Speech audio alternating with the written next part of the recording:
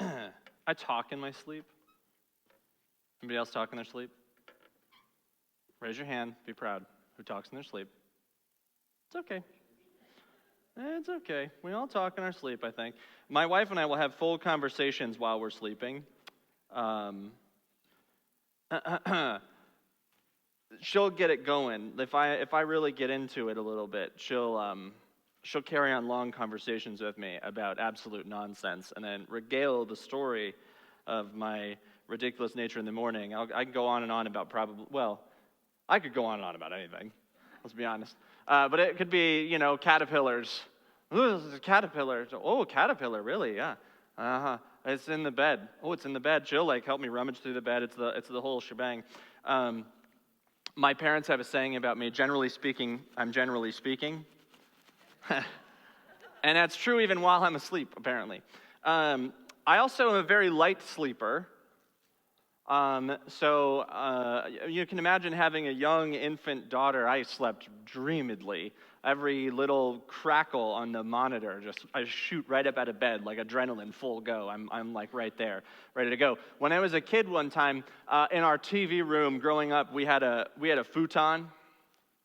We had a futon, and I always thought it was really cool if you got to camp out on the futon in the morning, overnight. My mom's like, we didn't have a futon. We had a futon. It was brown. It was brown. Anyway, it was an 80s couch. And I had these poofy round pillows, and we would make them into forts. But I slept on that one night, and I made the bed. And so imagine there's the couch here, and then the futon comes out like this, and I was sleeping, like this. You with me? I woke up the next morning like this. But I remade the whole bed. So this side was tucked in. That is some sleepwalking. We do weird things when we're asleep. We do really weird things when we're asleep. It's a really weird sensation, sleep. When you really think about what's going on, it's a very strange thing. My watch tracks my sleep. It shows me how often I'm awake, when I'm in REM, how much REM am I getting. It tracks all this for me, and I look at the colored lines in there, and I go, wow, I slept really good the night before. And then you'll see a big orange block in the middle, and that's when I woke up, and I went to go get a sandwich because it's 2 a.m, and I'm hungry. And you might as well while you're awake in the middle of the night. How many of you have ever gone to bed and you woke up and your first thought was, what? More people. Come on, you've had dreams. I had a dream as a kid that Bowser was attacking our house and Mario wasn't around to save me. We've had weird dreams. We've done weird things. While you sleep, you are super helpless. You're super helpless. If your wife wants to mess with you and have conversations, you can't control that. If you're going to flip the mattress and everything around and remake the bed, it's going to happen. If you're going to dream about nightmares, you're going to wake up sweaty. You're really helpless when you sweep. When you sweep too. But when you sleep, think of horror movies, right? There's an entire movie where I was like, what movie am I thinking of? And it's Freddy Krueger. And you can't sleep. That's when you're attacked, is in your sleep. Sleep is a very weird thing, and it's a very helpless situation. And we're going to tie this sleep into waiting, into Advent. We're going to go on an adventure this morning, and into Jesus, ultimately, down the line, too. He'll be here today, too. Even though he has come, but not yet again. I'm going to clarify. We expect Joy to the World should be sung after Christmas. I am a firm believer. It's an Easter song. We're in my favorite season, though, of the entire Christian calendar, of the entire year, really, and it's Advent. It's not Christmas. I'm not the biggest fan of the Christmas season. I do like Advent. I do like Advent quite a bit. And there's 4 really great weeks of Advent, and then you get Christmas, which is only 12 days long. So there's 4 weeks for Advent, and then 12 days of Christmas. That's it. So everyone, if you already have your trees up, I got bad news. You're ahead of the game. If you had them up at Halloween, talk to me after service. I'm here to pray with you. So we have 12 days of Christmas, but we get 4 weeks of Advent. And it's this churchy word that I think we say, and we might not know what it means or why we do it. But really, today, this first Sunday of Advent marks the first Sunday of the Christian year. Do you know we follow a different calendar than everybody else? Their New Year's is in January. Ours is 4 Sundays before Christmas as the start of the new Christian year. And the word Advent comes from, because we borrow everything from Latin, it comes from a Latin word, venio. No Hebrew today, so you can clear your throats, so it's okay. We'll have some later, but give me a venio. Venio. It's Latin, it's not as fun to say. And it means to come towards. To come towards. What are we coming towards? Why do we have this whole season? Are we simply coming towards Christmas and the birth of my favorite Jesus that I've ever seen, the newborn Jesus over here who's got curly head of hair and as big as my daughter and she's 3 years old? I love that Jesus over there. Not a newborn Jesus over in there. He's supposed to look like a newborn, but no one in Renaissance painting knew how to draw babies. So they took big people and they made them much smaller, and they're like, that's what babies look like. I don't know if you've ever seen a baby, but go ahead and do this. Put your hands, take them above your head, and touch your hands like this. If you're a baby, you can't do that. Think about those proportions for a second. But are we waiting just for this baby to come at Christmas morning? Is that really what we're waiting for? If it was America here today, maybe we'd be telling the Santa Claus is coming to town, and we're preparing for jolly old St. Nicholas to come. No? I don't think so.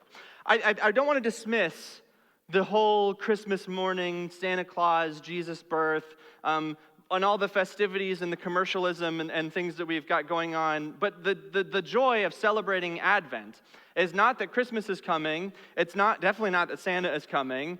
But it's that Jesus is coming. And not this one. This one, we know, he's been here. We've seen that. We're waiting for the next coming.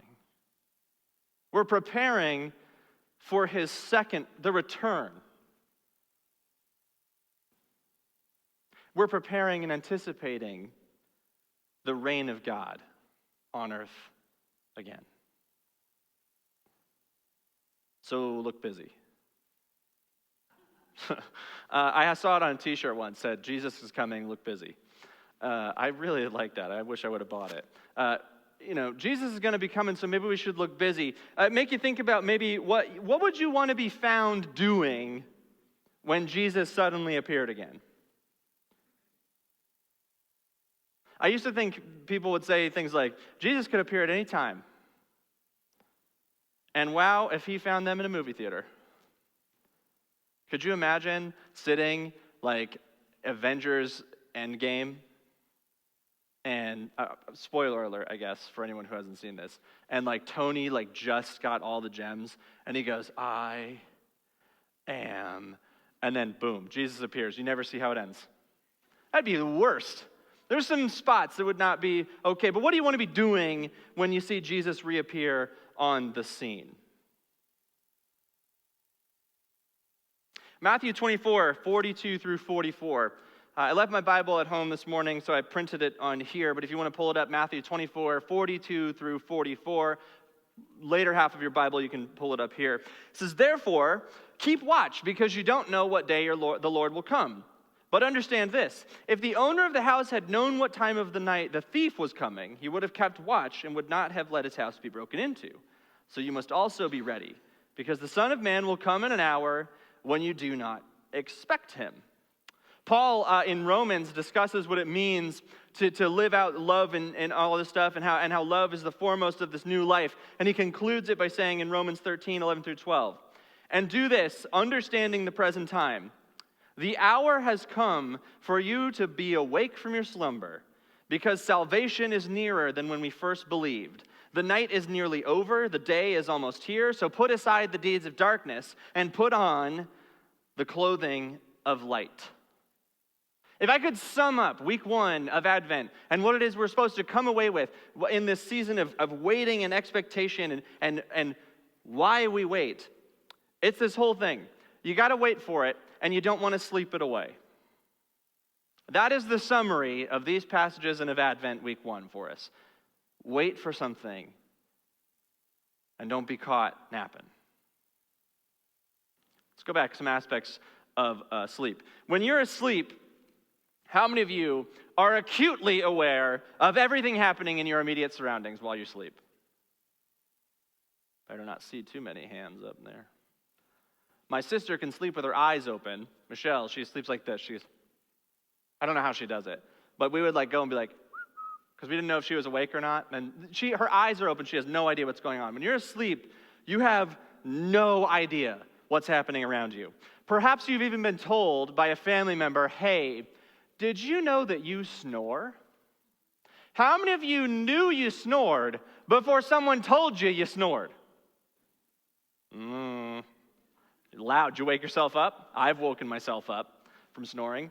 I snore like Darth Vader breathes, because I can't breathe through my nose. I'm allergic to everything. So I go like, my poor wife.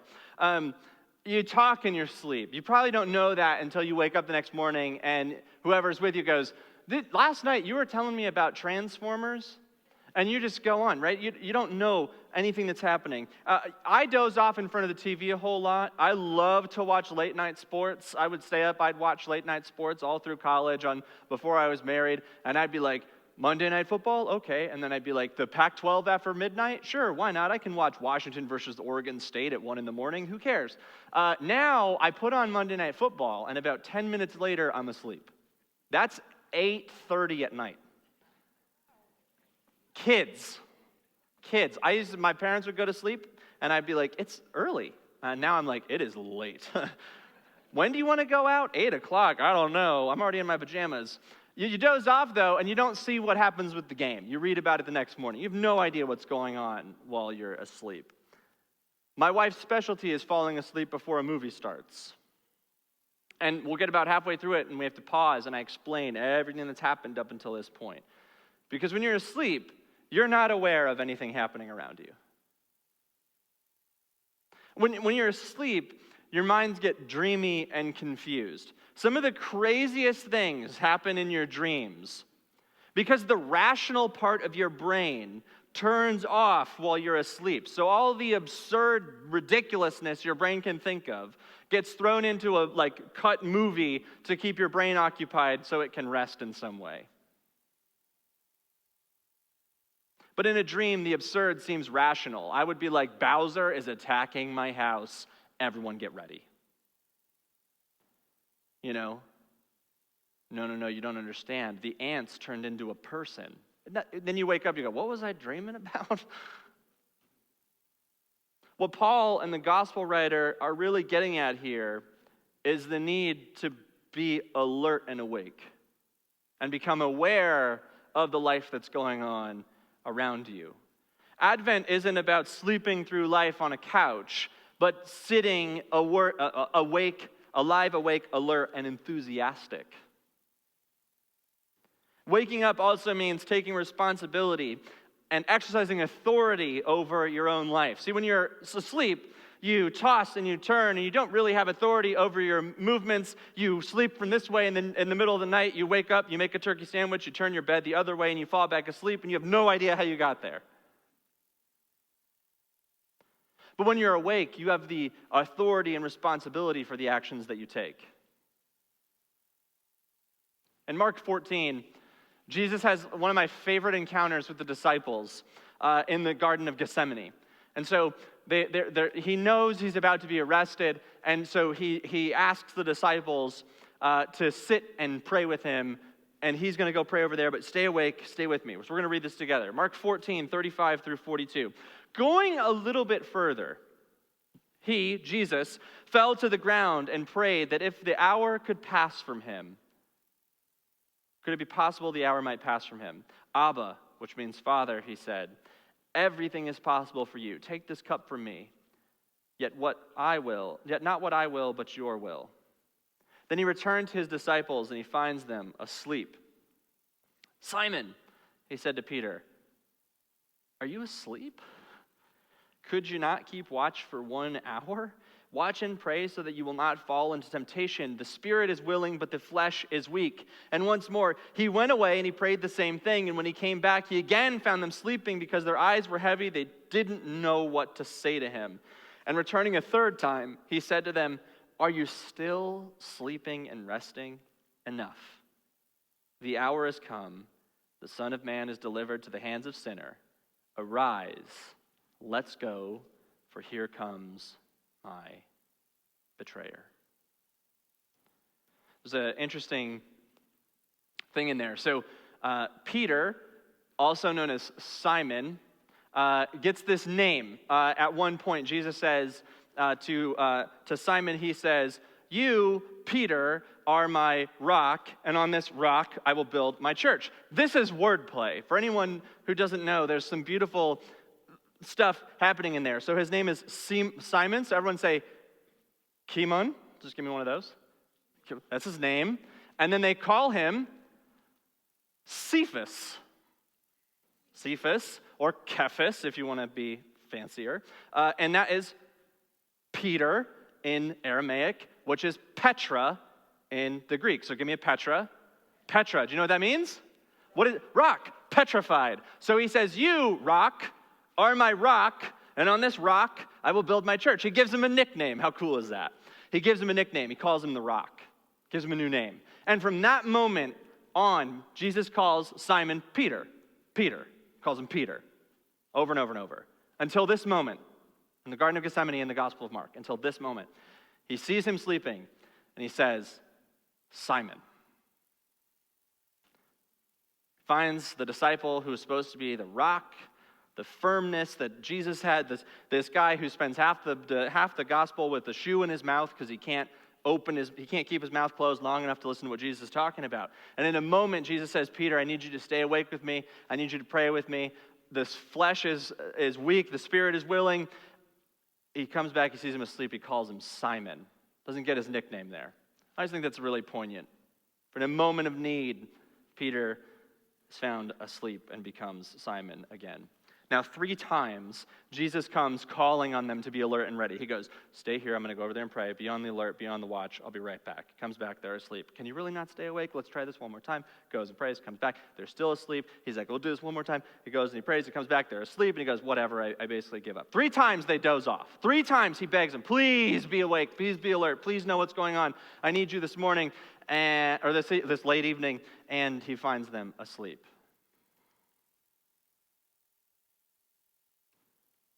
At the very end of that passage, he says to them, I think the best part of the whole thing, "Arise, let's go." The word there is agerio. You don't have to respond with that. It's agerio. It means arise. 3 times they're found asleep. And the final command in the very end to the disciples, it wasn't just stay awake, it was arise. See, I hear this, and in my brain I go, how many times in my life do I think Jesus has asked me to do something, and when he comes back, I'm dozing? How many times has I been called into something, and when it's time to step into it faithfully, I'm unaware of what's really happening? I'm asleep. See, the call of the Christian life in Advent is to wait by arising and being ready and being alert and knowing what's happening and being prepared. It's an expectation of how do we actually wait? How do we wait? How do we do it? Why do we do this? We're waiting, we're expectant. God is calling us to do something. And our posture in this season of waiting between now and then is our walk with Christ and our discipleship. Has Jesus ever called you to do something in your life, but maybe found you snoozing and not in the right mindset? That's a tough question. Did you know that the nativity of John the Baptist, that's the holiday we celebrate, the nativity of John the Baptist is on June 24th. How many people knew that in this room? Hands. June 24th is John the Baptist's nativity. Well, I'll give myself a chocolate bar later. It's not a coincidence. It's not a coincidence that the church established this day, the nativity of John the Baptist, almost 6 months to the day prior to when we celebrate the nativity of Jesus Christ at Christmas. From the time of the birth of John the Baptist in the summer, on June 24th, the forerunner to the Messiah, the preacher of repentance, up and until, from that moment until the Savior's birth, the days get shorter and shorter. We've got the summer equinox or whatever, I don't know which one it is. But from that moment on, I don't do astronomy. But from that moment on, the days get shorter and shorter, and the nighttime gets longer and longer. You wake up in the morning, it's dark. You eat dinner, it's dark. You eat lunch, it's dark. It feels like that sometimes. The daylight gets shorter and shorter. And while the light of the world over this 6 months seems to be dying out, from the birth of Christ onward, the days get longer. The light starts to return, and there's more and more light and life happening. I love that. I love that. If Advent is a time to wake up, we need to be awake and alert when the world seems its darkest. Poignant. There's something deeply meaningful and symbolic of a very slowly darkening world until we celebrate Christ's birth on Christmas. The time when the days are the shortest and the nights are the longest, when it'd be the easiest to sleep your life away, we're told to be alert and wait and arise and wake up. In a literal sense, the darkening of the world makes it difficult to stay awake and wait. And in a spiritual sense, if you allow this pressing darkening of the world to push in and not continually be alert to the light of Christ in your life, you will find yourself spiritually asleep. Isaiah 40. I'm going to read not the whole thing, but from 27 to 31. Why do you complain, Jacob? Why do you say, Israel, my way is hidden from the Lord. My cause is disregarded by my God. Do they not know? Have they not heard that the Lord is everlasting, the creator of the ends of the earth? He will not grow tired or weary, and his understanding no one can fathom. He gives strength to the weary and increases the power of the weak. Even youths will grow tired and weary. Young men will stumble and fall. But those who wait in the Lord will renew their strength. They will soar like eagle's wings. They will run and not grow weary. They will walk and not be faint. The word in there for wait is kavah. You don't have to give me that. But it's to hope, to wait, and to gather together. The word is actually used for the crossing of the Red Sea when it parts. And it says, and the waters gathered together. That's the same word that's used here. When the waters wait in hopeful gathering. Those who wait in hopeful gathering in the Lord will find their strength renewed. Why do we wait? Because it's a dark world out there. Why do we got to be awake? Because it's a dark world out there. Be awake. Be alert. Shine a little light that you have inside of you. Because as you prepare for the coming of Christ and the brightness of the world, you too need to be reminded that you carry brightness into the dark corners of the world. So be awake and be alert this season. Be prepared. Wait expectantly. Jesus has called us to be alert and ready. You've been given a mission, you've been given vision, you've been given tasks, you've been given a call, you've been given purpose.